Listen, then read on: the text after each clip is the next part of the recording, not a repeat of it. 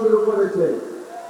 সংগ্রামী ভাই ও বন্ধুরা, তাই আমরা মনে করি যে এই সমস্ত হত্যাকাণ্ড এই জন্যই হচ্ছে কারণ আমাদের তরুণ নেতা শহীদ ওসমান হাদিকে প্রকাশ্য দিবালোকে যখন হত্যা করা হলো, আজও পর্যন্ত তার বিচার করা হয়নি, গল্প বাঁধা হয়েছে।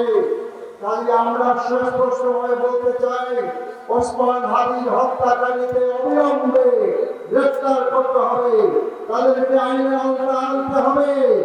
ওসমান হাদির হত্যার মাধ্যমে হত্যার সূত্রপাত করা হয়েছে, সিরিজ হত্যাকাণ্ড চলছে।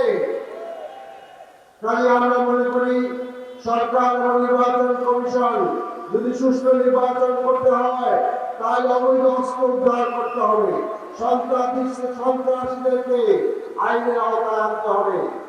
সংগ্রামী ভাই বন্ধুরা, আমরা ঢাকা 12 আসনের জন্য 12 দফা কর্মসূচি আমরা ঘোষণা করেছি। তার প্রথম দফা হলো একটি সন্ত্রাস দুর্নীতিমুক্ত ঢাকা 12, বিশেষ করে কারওয়ান বাজার, মহাখালী বাস স্ট্যান্ড, শিল্পাঞ্চল সহ সকল অঞ্চল থেকে আমাদের মার্কেটের হকার, তেজগাঁ কলেজের সামনের হকার, ছোট বড় চালাবাজদের ক্ষেত্রে অতিষ্ঠ করে তুলছে। তাদের আমরা এক্ষেত্রে জিরো টলারেন্স দেখাতে চাই। চাঁদাবাজ মুক্ত, সন্ত্রাস মুক্ত একটি ঢাকা 12 করতে চাই।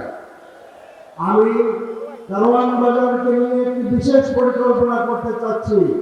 এই কারওয়ান বাজারে ব্যবসায়ীরা যাতে সুন্দরভাবে ব্যবসা করতে পারে, সেই জন্য চাঁদাবাজ মুক্ত কারওয়ান বাজার এবং একটি স্বাস্থ্যসম্মত কারওয়ান বাজার। এখানে যারা ব্যবসায়ী আছেন তাদের সুন্দর গোসলের ব্যবস্থা করা, টয়লেটের ব্যবস্থা করা হবে। যারা এখানে আপনার শ্রমিকরা আছেন তাদের ন্যায্য পাওনাও আমরা দিতে চাচ্ছি। সংগ্রামী ভাইরা আমার, ঢাকা 12কে আমরা গ্যাসের সমস্যা আছে, পানির সমস্যা আছে, জলবদ্ধতার সমস্যা আছে।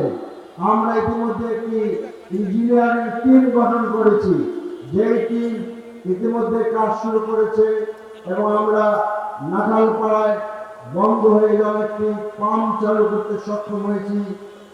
এই চেষ্টা অব্যাহত থাকবে ইনশাআল্লাহ। জলবদ্ধতা দূর করতে চাচ্ছি।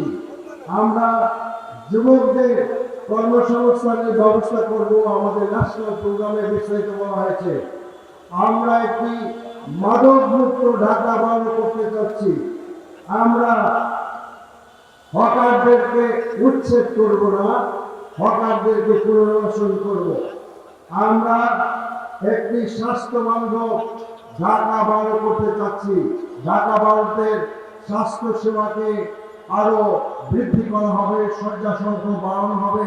ন্যাশনাল প্রোগ্রামে আমরা গোটা বাংলাদেশের সমস্ত জেলাতে স্পেশালাইজড হাসপাতালের পরিকল্পনা আছে।